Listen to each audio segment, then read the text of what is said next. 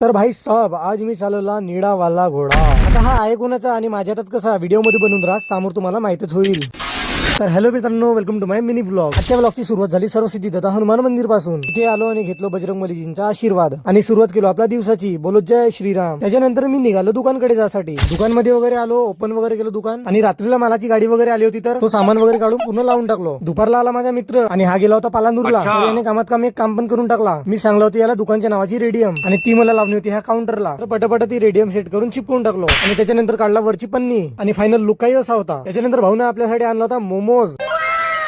आता माझ्या पप्पांनी तर पहिली वेळ खाऊन पाहिला टेस्ट कशी आहे म्हणून आणि टेस्ट वगैरे पास झाल्यानंतर आम्ही पण रप्पा रप्पा खाऊन टाकला आणि याची खायची स्टाईल बघा ना.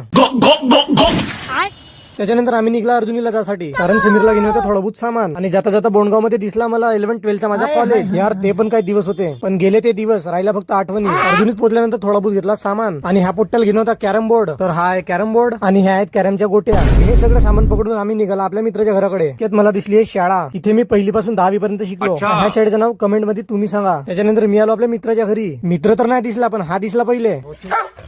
नाही रे दादा, हा इथे तर मालक पण इथेच असेल ना. तर हा आहे श्रीकांत माझा मित्र आणि हा तर पहिले माझी नकलच करायला लागला व्लॉग बनवतो म्हणून. आमची भेट वगैरे झाली, बोलणं चालणं झालं. तेवढ्यात माझी नजर गेली इकडे.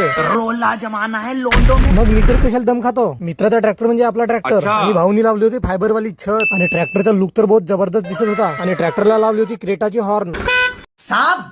ट्रॅक्टरला तर चालवायला मजा आली. त्याच्यानंतर आम्ही आला बिर्याणी खासाठी आणि अर्जुनीमध्ये सर्पमित्र तुषार भाऊ पण आपल्या सोबत होता आणि आम्हाला अर्जुनीमध्ये पूर्ण सायंकाळ होऊन गेली. म्हणून मग श्रीकांत भाऊला केला बाय बाय आणि आपण निघला आपल्या गावाकडे जासाठी. तर आजच्या एवढाच मित्रांनो, भेटूया आपण नेक्स्ट व्लॉग मध्ये.